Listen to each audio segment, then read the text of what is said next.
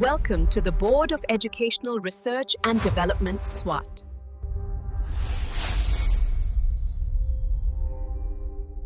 अस्सलाम वालेकुम, Syeda Maryam नकवीज़ here from the Moonlight International Publisher।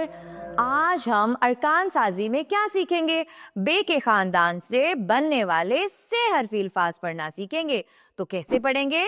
ब अ बा, ब अ बा, ब बाब, ब अ बा, ब बाप, ब अ बा, त बात, प अ पा, प अ पा, पास, प अ पा, क पाग, प अ पा, पाश, त अ ता, त अ ता, ब ताब, त अ ता, ज ताज, त अ ता, ल ताल, ट अ टा, ट अ टा, ट टाट, ट अ टा, ल टाल, ट अ टा, प टाप।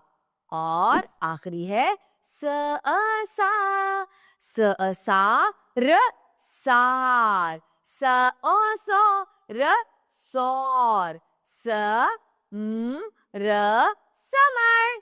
हमने क्या सीखा? हरूफे तहजी में बे के खानदान से हरफी अल्फाज बनाने सीखे। उम्मीद करती हूँ कि आप इसकी पढ़ाई बहुत अच्छी तरह से करेंगे। अल्लाह हाफ़िज़।